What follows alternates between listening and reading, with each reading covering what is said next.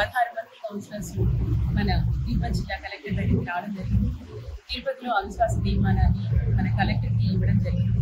ముఖ్యంగా ఆమె మన వ్యక్తికి సంబంధించిన అభివృద్ధి చర్యలు ఏమీ చేయకపోవడం, అదేవిధంగా మున్సిపాలిటీకి సంబంధించిన సమావేశాలు అజెండాలు అన్ని సమస్యల మీద ప్రిపేర్ చేయకపోవడం, సమావేశాలు పెట్టడంలో కూడా విపరీతమైన జాప్యం, 3 నెలలకు ఒకసారి 4 నెలలకు ఒకసారి పెట్టడం, ప్రజా సమస్యలను పక్కన పెట్టడం, ముఖ్యంగా ప్రజా ప్రతినిధుల బాధల్ని ఆక్రోశాన్ని అర్థం చేసుకోకపోవడం, ఇవన్నీ మనం ప్రజలకి ఇవ్వాల్సిన కనీస అవసరాలైన తాగునీరు, వెంకటగిరి పరిశుభ్రత, లైటింగ్, స్ట్రీట్ లైటింగ్, ఈ కనీస అవసరాలు ఏదైతే మున్సిపాలిటీ చేయాలో ప్రజలకి అవి కూడా సరిగా అందకపోవడం అనేది చాలా బాధాకరమైన విషయం.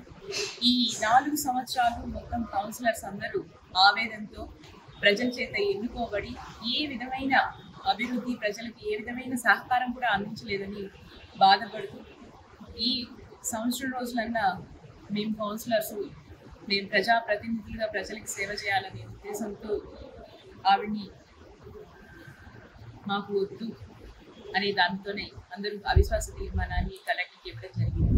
గుప్తకంఠంతో వెంకటగిరి డెవలప్మెంట్ ప్రజలందరూ కోరుకుంటున్నారు, మేము కూడా అదే కోరుకుంటున్నాం. మరిన్ని వీడియోస్ కోసం ఛానల్ ని సబ్స్క్రైబ్ చేయండి. లేటెస్ట్ అప్డేట్స్ కోసం వాట్సాప్ ఛానల్ ని ఫాలో అవ్వండి. ఆ లింక్ డిస్క్రిప్షన్ లో ఉంది.